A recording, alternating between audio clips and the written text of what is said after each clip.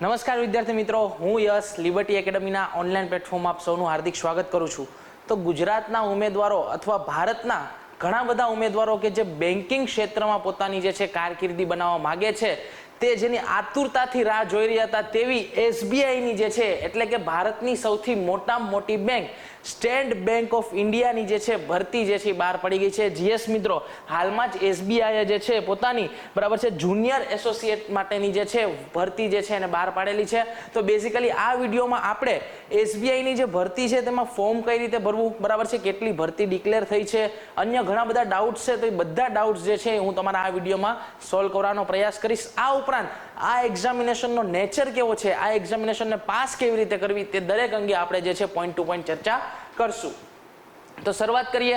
તો હાલમાં જ જે છે આમાં આપણે વિડીયો મેં તમને કીધું એમ કે પહેલા વેકેન્સી વિશે વાત કરી લેશું, તમારે ફોર્મ કઈ રીતે એપ્લાય કરવાનું છે તેની વાત કરી લેશું, બરાબર છે, મહત્વની તારીખો જે છે આમાં નોટિફિકેશનમાં આપેલી છે તેની વાત કરી લેશું, ત્યારબાદ એલિજિબિલિટી ક્રાઇટેરિયા શું છે તેના વિશે જે છે થોડી ઘણી ચર્ચા કરશું, એપ્લિકેશનની ફી શું છે, તમારી સેલેરી સ્ટ્રક્ચર શું છે તેના વિશે આપણે ચર્ચા કરશું, બરાબર છે, ત્યારબાદ તમારે જે છે એક્ઝામિનેશનની મેથડ કેવી છે, બરાબર છે, એક્ઝામિનેશનની પ્રોસિજર શું છે તેના વિશે થોડો જે છે આપણે ઉપર છેલ્લો ખ્યાલ મેળવશું, અને તમારે કઈ રીતે એપ્લાય કરવાનું છે અને આ એક્ઝામિનેશનને કઈ રીતે પાસ કરવાની છે. કારણ કે ઘણા બધા ઉમેદવારો જે છે એ આ બેન્કિંગ ક્ષેત્રમાં પોતાની કારકિર્દી બનાવવા માંગે છે અને ખૂબ જ સારી જે છે એક ઓપોર્ચ્યુનિટી જે છે બેન્કિંગ ફેસિલિટીમાં જોડાવાની અને દેશની અર્થવ્યવસ્થાને સમજવાની, બરાબર છે, તે જે છે સ્ટેટ બેંક ઓફ ઇન્ડિયા જે છે આપણને ઉપલબ્ધ કરાવતું હોય છે, બરાબર. તો શરૂઆત કરીએ આ વિડીયોની. તો હાલમાં જ જે છે એસબીઆઈનું પોતાનું નોટિફિકેશન જે છે બહાર પડી ગયું છે જુનિયર એસોસિએટ માટેનું, અને આમાં બેઝિકલી અત્યારે ટોટલ આખા ભારતમાંથી 5008 જેટલી વેકેન્સીઓ જે છે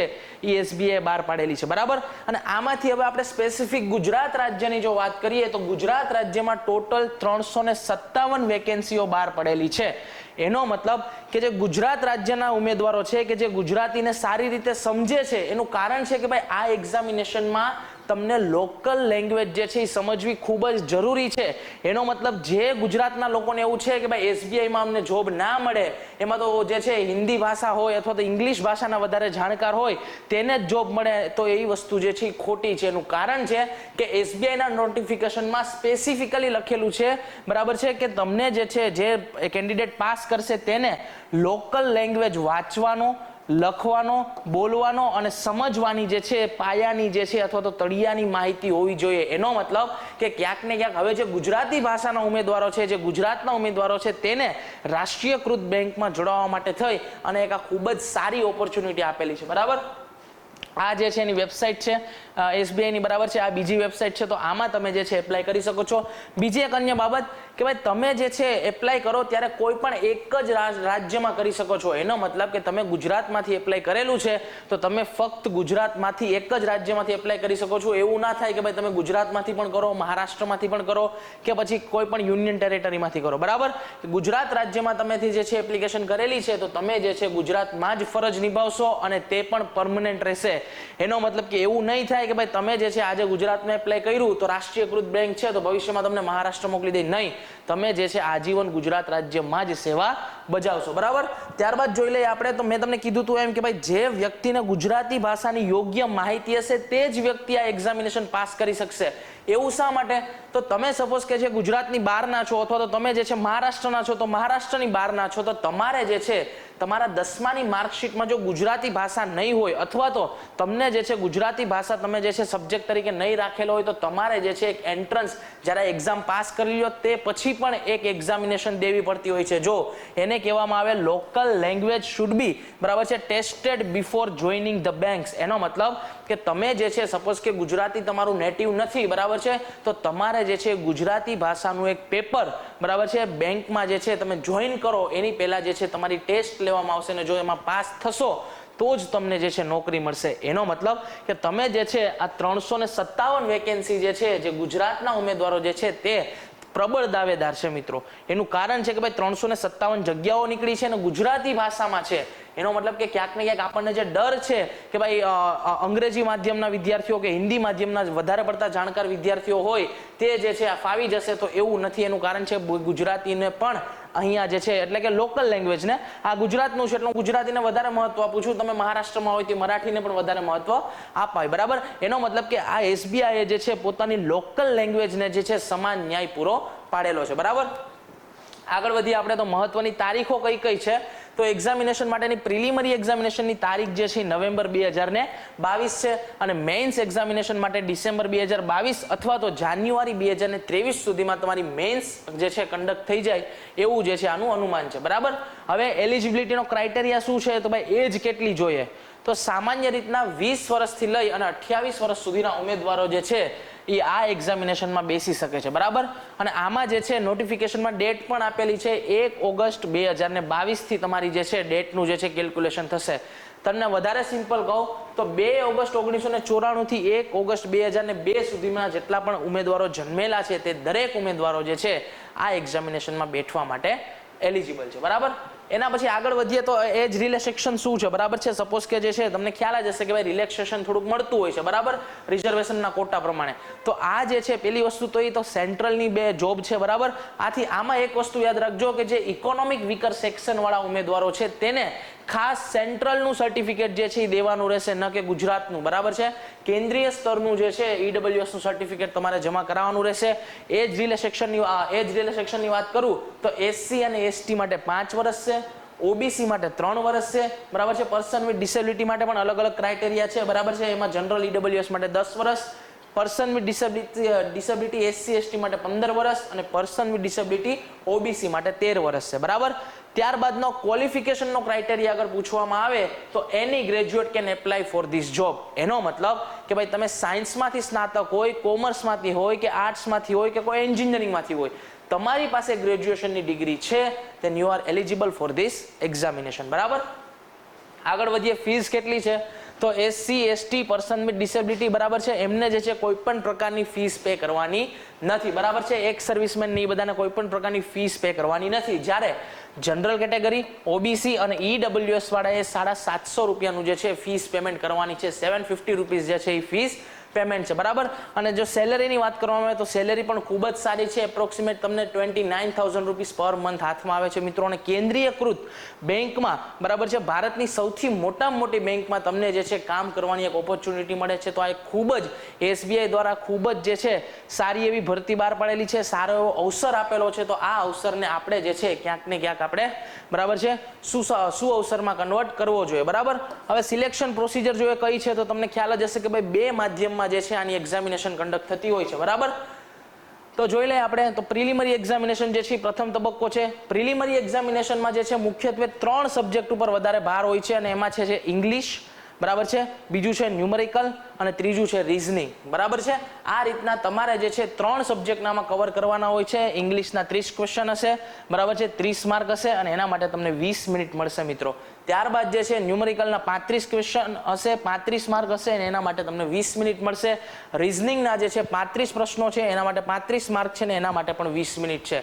એનો મતલબ તને આમાં એવું પણ નહીં થાય, મિત્રો, કે સપોઝ કે તમને ઇંગ્લિશ જે છે એ વધારે ફાવે છે, બરાબર, તો તમે ઇંગ્લિશની 15 મિનિટમાં પતાવી દીધું અને બાકીની 5 મિનિટ તમે મેથ્સમાં આપો, એવું નહીં થાય. દરેક સેક્શન માટે ફિક્સ મિનિટ આપેલી છે.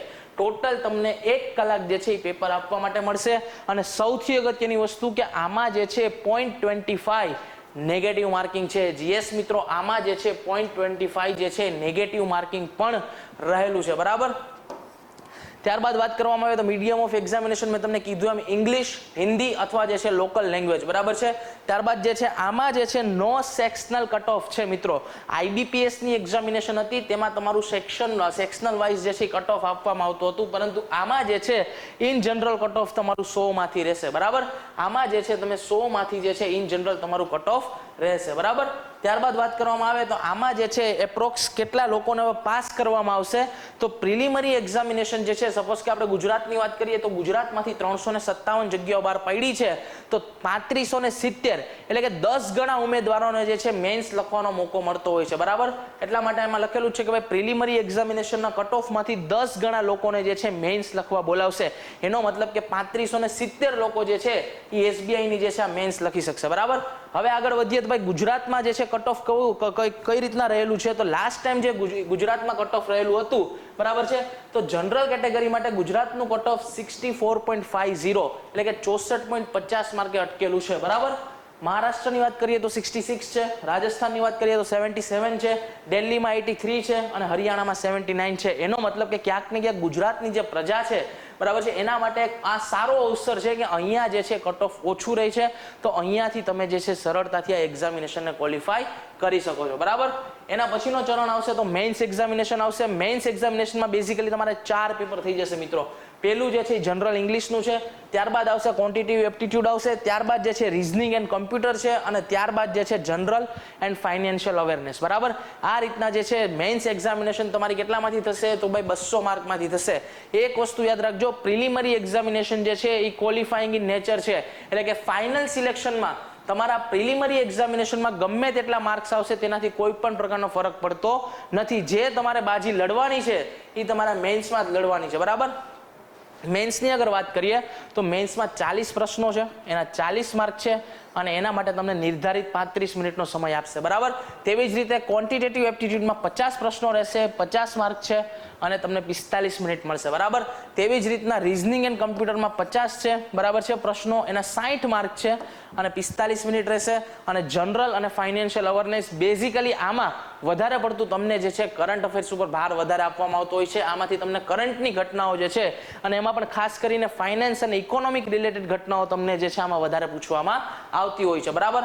તો આમાં પણ બેઝિકલી આના 50 પ્રશ્નો રહેશે, 50 માર્ક રહેશે અને આના માટે 35 મિનિટ રહેશે. બરાબર. એનો મતલબ કે ઇન જનરલ તમારે 190 પ્રશ્નો, 200 માર્ક અને 160 મિનિટમાં પૂરા કરવાના રહેશે મિત્રો.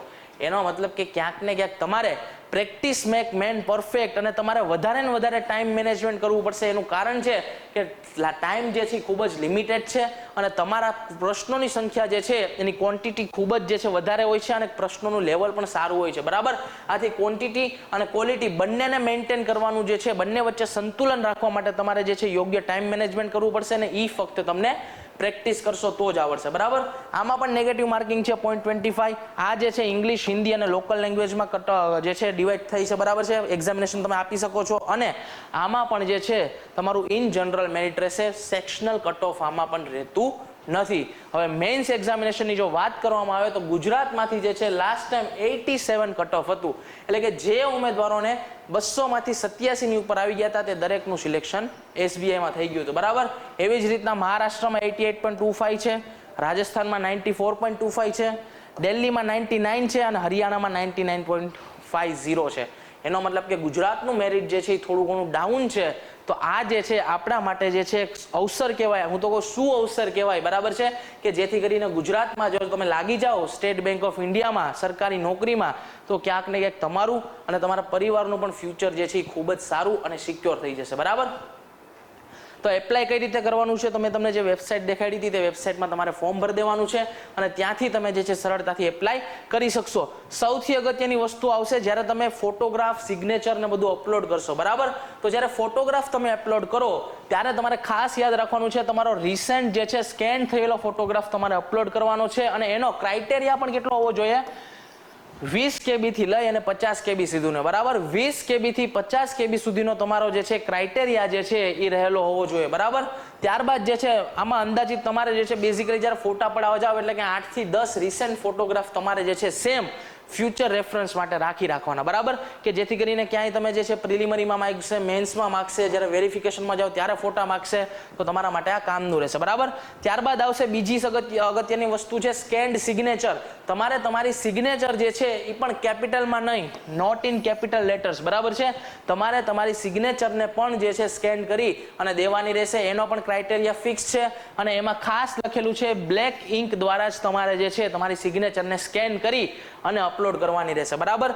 ત્યારબાદ જે છે તમારો ડાબા હાથનો જે છે બરાબર છે લેફ્ટ થંબ જે છે એનું પણ જે છે ક્યાંક ને ક્યાંક સ્કેન કરી અને તેની ઇમ્પ્રેશન તમારે જે છે અપલોડ કરવાની રહેશે. એનો મતલબ કે કોરા પેપર ઉપર બ્લુ અથવા બ્લેક ઇંકથી તમારા ડાબા હાથના અંગૂઠાના જે છે ફિંગરપ્રિન્ટ જે છે એ પણ તમારે સ્કેન કરી અને અપલોડ કરવાના રહેશે અને આ બધું તમારે JPG અથવા તો JPEG ફોર્મેટમાં જે છે એ સબમિટ કરવાનું અથવા તો અપલોડ કરવાનું રહેશે. બરાબર. અને ત્યારબાદ સૌથી અગત્યની વસ્તુ આ એક પ્રકારનું ડિક્લેરેશન છે કે જે તમારે હાથેથી લખવાનું છે મિત્રો. યસ, કેપિટલમાં ની સ્મોલ લેટરમાં આ ડિક્લેરેશન અહીંયા તમારું નામ આવશે. બરાબર છે. અહીંયા તમારી ડેટ ઓફ બર્થ આવશે અને આ રીતે તમારે હેન્ડ રિટન એટલે કે હાથેથી લખી કોરા પેજ ઉપર અને જે છે બ્લુ અથવા બ્લેક પેનથી ઓનલી બ્લેક છે, સોરી બ્લુ પણ નહીં, ઓનલી બ્લેક ઇંકથી લખી અને 50 KB થી 100 KB ની મર્યાદામાં જે છે તમારે આને પણ અપલોડ કરવાનું રહેશે.